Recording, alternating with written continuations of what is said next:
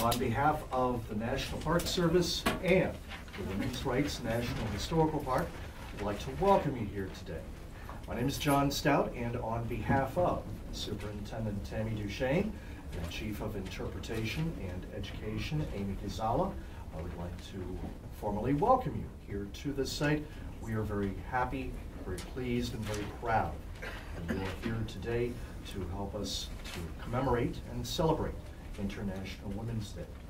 We're very proud also to work with the Women's Institute on Leadership and Learning and the Women's Interfaith Institute to bring this event to you. We hope that you have an enjoyable experience, and without any further ado, I'm going to hand it over to Adrienne Emo. Thanks, John. Hi, everybody, and welcome. We're very happy to have a nice crowd here. We have some real important people sitting in this room today. I would like to thank Reverend Dr. Allison Stokes sitting back there, our partner, Women's Interfaith Institute, and I represent the Women's Institute for Leadership and Learning, and I've given you all a sheet that shows you what we've done in the last few years, and so I hope you pay attention and that you go to our website and check out what's going to happen in 2014. But today is a special day. It's International Women's Day, and I would like to welcome you to Seneca Falls. We all know how great Seneca Falls is. And I would like to welcome Dr. Judy Peiffer. And I'm not going to give you a long introduction on Dr. Peiffer because she's going to tell you a little bit about herself. But I will tell you that she is an infrared astronomer and a Seneca Falls resident. She's our resident feminist. She has a career that people at the first Women's Rights Convention held here could not even imagine. Her work as an astrophysicist at two acclaimed universities, Cornell and the University of Rochester, is significant achievements. Also, one other thing I wanted to tell you in case you didn't know about is in 2003, the NASA Spitzer Space Telescope was launched, and Dr. Peiffer helped design aspects of this telescope, which features infrared detector arrays. Is that right, Dr. Jim? Array. Array. Yeah. It is being used to study the distant universe and clusters of forming stars and brown dwarfs, huge planet-like objects. So that's Dr. Judy Peiffer sitting right here. And sitting next to her is Elizabeth Cady Stanton, that some of us know as Dr. Melinda Grube. Now, Melinda is a professor at the Cayuga County Community College, and I don't have a lot of history on her, but I would like to read you some stories of what her students have said about her. Couldn't ask for a better American history professor. Assignments aren't easy, but she'll always work with you. Another said she's an excellent teacher and willing to listen to all sides. And another said she's an excellent teacher. She makes you think about history in a way that others do not. They talk about dates, and she doesn't. She dialogues history. But there's one comment that I thought was really great, and I just had to share it with you before I let them commence. And it said, "Ugh, she's a feminist. Don't take her classes." Isn't that great? So today, without further ado, I would like to introduce again Dr. Judy Peiffer and Elizabeth Cady Stanton, portrayed by Dr. Ruby. So if you will begin, I thank you very much for coming today. Okay. Mrs. Stanton, I am so pleased to meet you. As an astronomer from the present time, I am so grateful for your support for science education for women back in the 19th century. It was very important because women did not get formal education. They certainly didn't even have many opportunities for college. I know that you graduated from the Willard School, then called the Troy Seminary. It was founded in 1814. But there were very few institutions of that sort available for young women. Most of the astronomers of the era that you share were home educated. They were educated by their brothers or their fathers, or they perhaps read. Women were not supposed to be doing what was then not called science. They called it science as a term to somehow indicate that women were doing something a little peculiar, I think, back in your day. I'm looking forward to your perspectives on science as it developed, And I'm particularly interested because it was a very rocky road to get to the present day. We're going to be talking about that as time goes on, I'm sure, because you'll have things to say, I'll have things to say, and the truth is we've been conversing on this topic for a little while now, and we think we have still a few things left that we can talk about. And so I am looking forward to this. I hope you'll call me Judy rather than Dr. Peiffer, and I hope you'll grant me the privilege of being able to, as we do in the present day, call you Elizabeth. In this circumstance, I will allow it. I am delighted to be here, first of all, because it is lovely to be invited back from death. And I'm very happy to be here. I always said that we were sowing winter wheat. To see that someone made it as far as you did in what we could only call natural philosophy in my time is a remarkable thing. When I studied under Emma Willard, I studied natural philosophy, but I wanted desperately to go to college, which was something that could not happen for me. Of course, even by my time, we had come far. Mothers were supposed to get some kind of education so that we could raise sons to be good patriots. We had come farther than when Hannah Woolley in 1623 said that most of this depraved age think a woman learned and wise enough if she can distinguish her husband's bed from another. At least we were getting some kind of education, but our education was very limited, and our understanding of science was likewise limited. Right. I understand that, and it, in fact, shaped the type of careers that young women could pursue. The women astronomers of that period, such as Caroline Herschel and also Maria Mitchell, were necessarily devoted to observing things. They could not think about what they were observing. They could not provide analysis of what they were observing because that was the regime that men, in fact, occupied.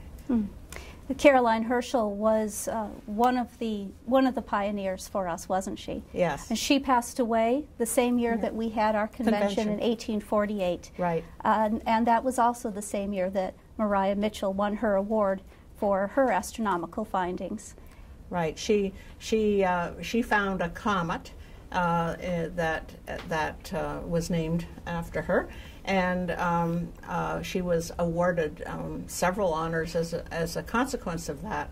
Among other things, she was the first woman to be nominated to the American Academy of Science. In fact, it was virtually half a century before another woman was nominated. Yes, Mrs. Mott brought her up, of course. Mrs. Mott was a relative of Maria Mitchell, and so she was mentioned at the 1848 convention. We were very proud of her accomplishments. Right, right. And she, in fact, founded an observatory. She became the first professor of astronomy in the United States. I don't recall the year, actually. 1865, she started at Vassar. Yes. Yes, and I used to visit her there, and she would invite other suffragists to come and speak with her students in the observatory. Right, right.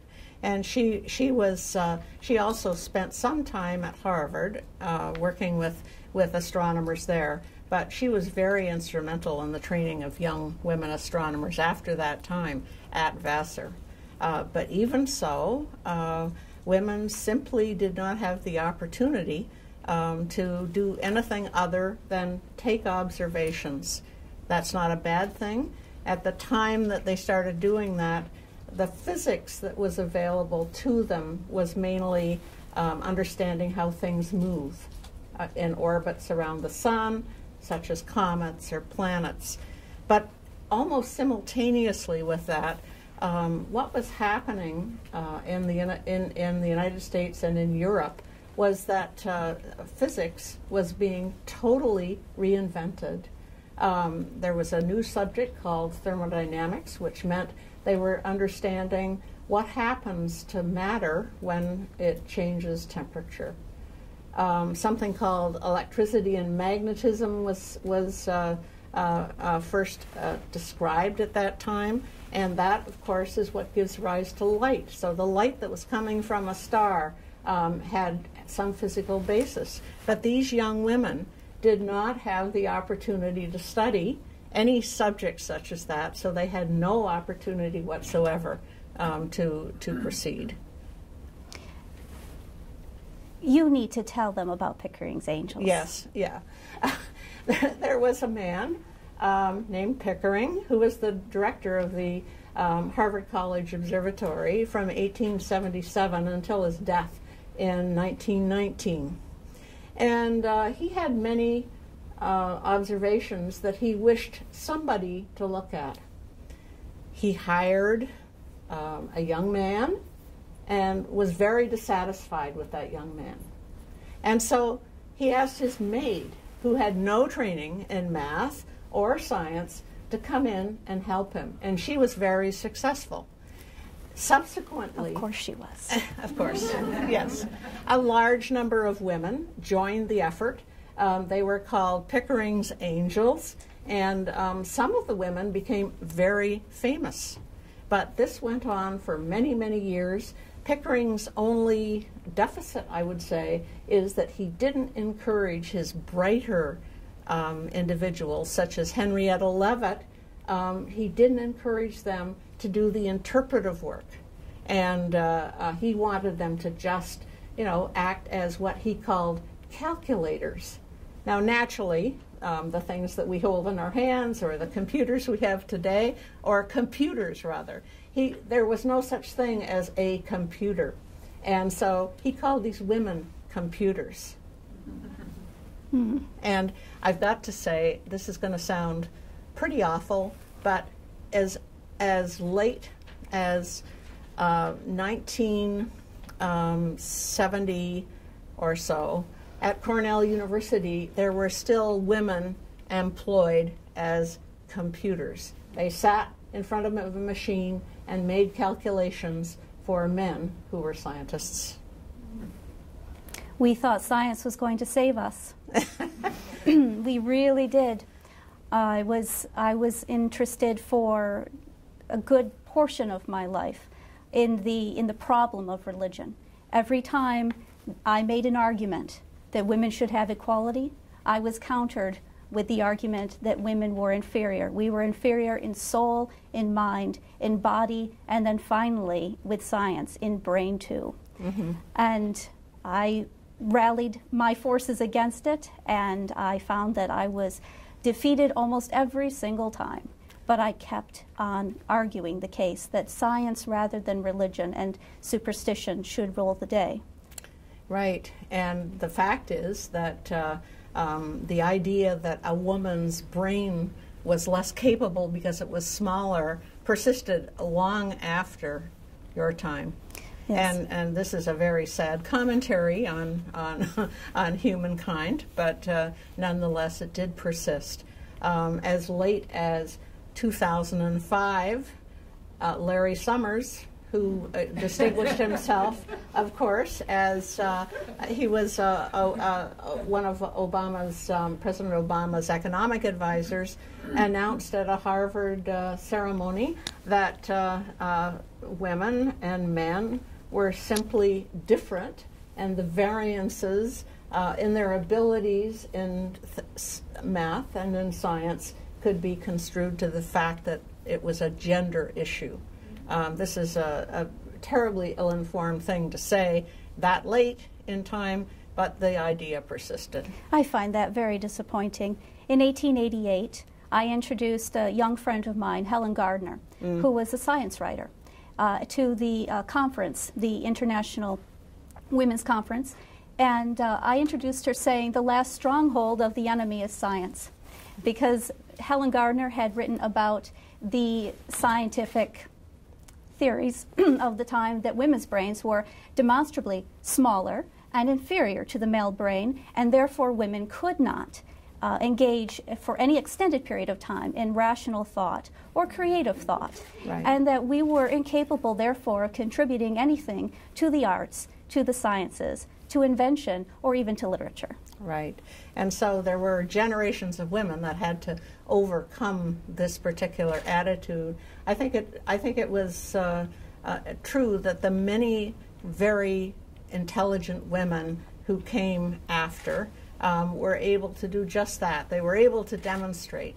The woman I mentioned a minute ago, Henrietta Leavitt, she was a woman who, despite what Pickering said, that is, you should concentrate on just doing what I say and not thinking. You know, it's not a, yeah.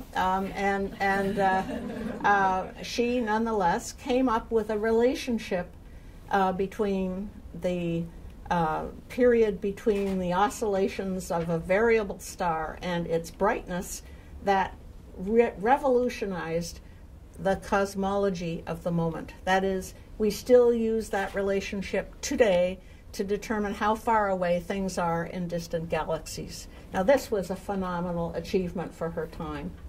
And Annie Jump Cannon, who was also one of Pickering's angels, she managed to understand that all of these data could be understood if you looked at the spectra of a star by understanding that the stars had different temperatures. And she was able to categorize the stars by temperature and understand perfectly well how the evolution of the stars took place. Absolutely fundamental. Yeah. Unfortunately, even when we were making these accomplishments, we were not acknowledged for them. In my time, it was often said that women's brains were too small for rational thought, but just big enough for love. It's interesting that in the present day, this is perhaps jumping ahead of our story, in the present day, you might wonder, what do the young women scientists worry about? Well, they worry about, of course, sexual harassment at the workplace. They worry about family issues, family versus the workplace, and how can they balance. But but they also worry about whether they're able to produce as much as their male counterparts, partially because some of these activities that are part of their life intervene. There are quite a few different gender-based issues that present-day students and faculty worry about, but those are among them. Those were the issues that we worried about in my time as well. Yeah. Whether we were at home with our children or we were one of the lucky few to have careers outside of our homes, we always were trying to balance the needs of our families, the needs of our parents, the needs of our husbands with that of our own souls, our own sense of ourselves as unique individuals, and always having to counter the idea that somehow a woman was to live for someone else, that she was not hers herself, right. That somehow she belonged, her efforts, her dreams, her ambitions must always serve that of another. And I really wanted women to know that women belonged to themselves first and foremost. It's interesting that you're saying that, because I read an advice column from a senior woman scientist to younger scientists.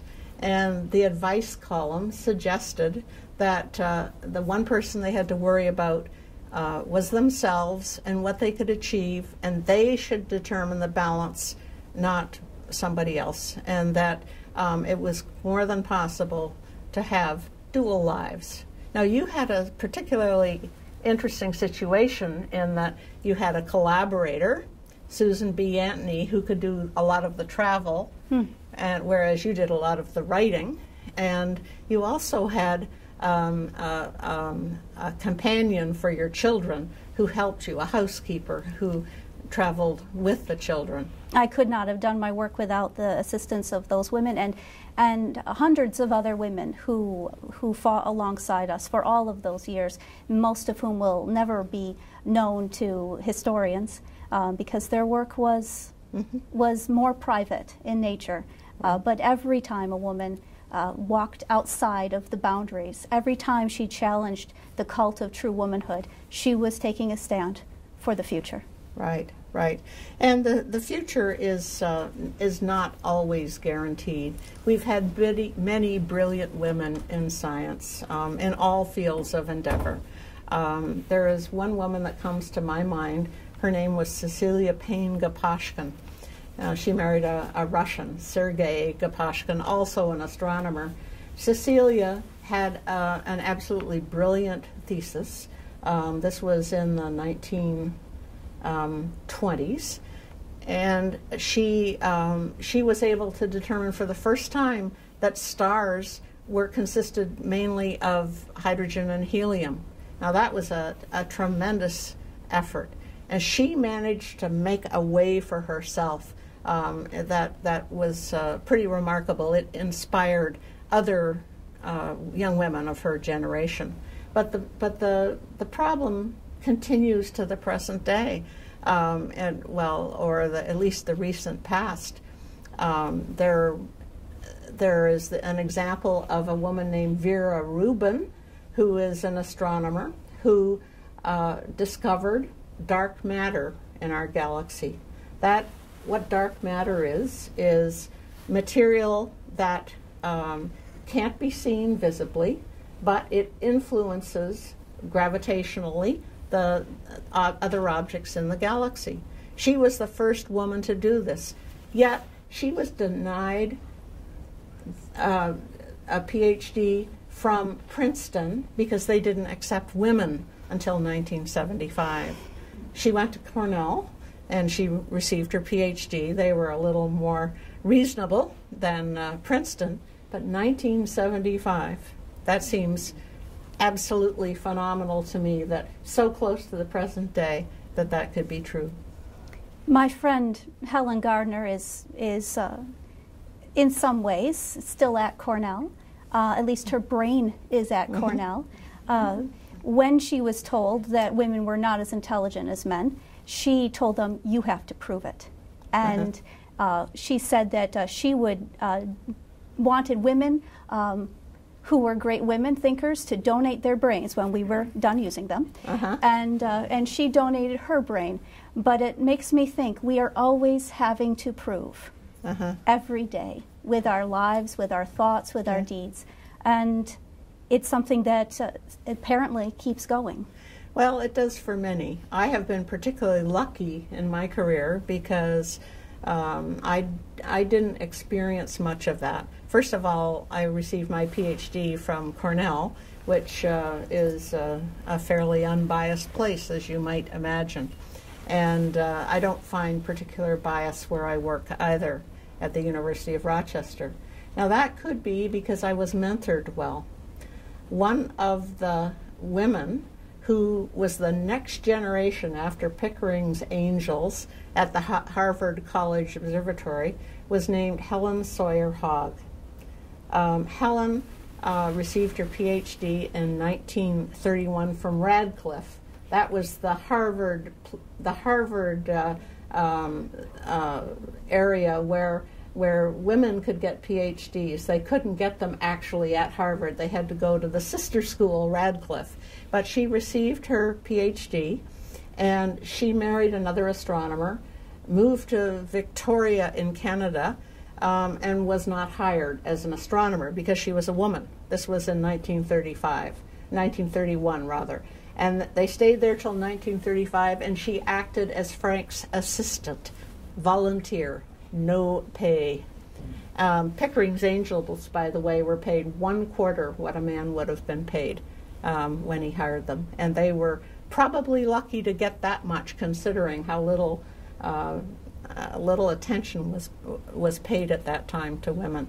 So Helen and her husband moved to the University of Toronto. She was hired as a research assistant in 1935. In 1957, she was finally named as a professor of astronomy. That's quite a few years after actually arriving there. Helen was my mentor. She hired me as a young undergraduate student. I worked with her for a summer, and I took a class from her when I was in school, And she kept in touch with me as she kept in touch with all of the other young women that she mentored over time. And Helen was an amazing woman. She decided to spend more time trying to educate women to move on in science and to educate the public than she did to traveling to every conceivable conference and giving papers. She still did that, but she spent all of her life until she died writing a weekly column, which I read as a girl, for the Toronto Star, which was a newspaper, on astronomy, so that everybody could learn what astronomy had to offer. She was an amazing woman. And so, you know, she was an example of someone who had a hard time, but she made the best of it. She didn't complain about that, but she encouraged more and more women to get into astronomy. And that's exactly the sort of thing that one has to do. My own mentor was Lucretia Mott. I met Mrs. Mott in 1840 when I was with my husband Henry in London at the World Anti-Slavery Convention. Right. And I had never met anyone like Mrs. Mott before. I had thought that I had been concerned about women's rights until I met her and then realized that I had just been playing. She was a remarkable human being, and she opened my eyes to so many things, not least of which was my own mind, that I had the right to think and to dare and to dream. She insisted that I read Mary Wollstonecraft, and she insisted that I think on my own and that I never accept authority for truth, but always seek truth for authority. Well, and her many writings prove that she did just that, although sometimes you segued into quite interesting territory, I must say, as far as science is concerned. Today, we don't feel that there is any scientific basis for racial inequality. However, in your day, you felt there was a case to be made. I often wondered, actually, whether that had more to do with the fact that you wanted the women's issues to be separated from the black issues. The 1860s were a very difficult time for me personally, for the women's rights movement, for the entire nation. Right. We had recently been introduced to Darwin's theories, which shook the very foundations of our religious belief in the United States. We had then gone through a terrible war, and many of us were grieving. And I had thought, as had so many of us, that certainly after all of this sacrifice, after all of this turmoil, certainly we would be given the right to vote along with black men. And when they introduced the word male to the United States Constitution, I was livid. I was angry. I had also been reading Auguste Comte, and I was very interested in positivism at that time, and had been reading Herbert Spencer, had been reading Charles Darwin, and in that time period, many of us were becoming interested in the idea of social Darwinism, and it was a concept that seemed to verify what we suspected. And in fact, those ideas that we had were racist ideas, that there was superiority in cultural superiority, racial superiority, and I succumbed to those beliefs. Later in my career, I regretted that and began to advocate more for black women to be included in the national organization, the suffrage organization. The American Women's Suffrage Association was more conservative than our national organization was, and we came into conflict. But certainly in the 1860s, much of my rhetoric, I'm afraid, was quite racist. And I believe that I deeply injured one of my dearest friends, Frederick Douglass, who had come to my rescue here in Seneca Falls. Right. And without his voice, the issue of suffrage would not have been successful here in 1848. No, no. Well, we have similar issues today, don't we? I have heard tell that many students in the arts courses are concerned with creationism, and they try to apply what they think is the scientific method to the idea without actually understanding, I'm afraid, the scientific method or any of the constructs that are involved. Well, I was thrilled when I was introduced to Darwin's ideas, although I don't think I really understood them as fully as I would have liked. I was aware that this perhaps was a way of confronting the church and its position on women, that we were secondary in creation.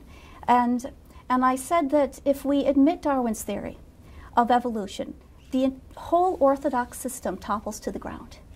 And if that were true, there would be no need for a savior, because we had never fallen in the first place. And since women had always been called the reason for the fall, this was a really glorious moment for me. And I put great faith in science. But I think that was probably a misapplication of science and what Darwin intended. I think that's a difficulty that we always have. Some of the ideas behind science are not incomprehensible, but difficult to comprehend if science is not your particular field of study. And I think that often you have misapplication of the ideas. I mean, in the present day, we hear people talking about application of quantum theory to things that have absolutely nothing to do with that idea. And so it's not an unusual thing. And I think that we progress by moving ahead and falling back and moving ahead as ideas are discussed. But the important thing is we're discussing the ideas. In my time, we wanted to apply the idea of science to everything. We wanted to apply it to the Bible. We wanted to apply it to science. In positivism, we wanted to apply to the idea that as a society we were growing in our ability to understand the universe, to uncover immutable laws that would solve all of our problems. We were in the 19th century an intensely optimistic people. And always believing that there would be progress and that ultimately we would discover the truth. Well, I think that in the present day, we still think that we are discovering truths. We just don't define a truth. We talk rather about a limited truth, if you like, and we know that as our knowledge increases, that we're going to be expanding on that, and it may change. And I think that's an improvement over assuming that something is absolute. Yes, one of the truths that I believed in the last decade of my life in particular was the idea that in the universe there must be a feminine element that was worthy of worship. And I believed that there was a way for us to understand more, to grow more, to learn more, that the limited world in which we live could not be the answer. It could not be the end of our hopes. And I believed that if we continued to be curious, if we continued to keep searching, that eventually we would learn enough so that we could bring people out of degradation. Well, I think to a large extent that has happened. And while there are still bumps in the road, and I think there are going to continue to be bumps in the road, I think that to a large extent our life has become much more gender neutral than it ever was. And a lot of the credit goes to the many organizations that work on women's rights and showcase women in one way or another. It's very exciting to know that our efforts did pay off, that there was some wonderful result for all that effort. I didn't live to vote. I didn't live to see women becoming scientists in any significant way. I didn't live to see these things. When I died, I was isolated from the rest of the women's movement. I had offended many people, and I had finished my career as a suffragist talking about the solitude of self, that in the end, what we have to rely on is our own integrity, our own inner self. And I had always believed and continue to believe that it is the dignity of the human soul, of the self, of the human mind to seek truth that is going to be our ultimate salvation. Well, I think that says it all. Congratulations, Elizabeth.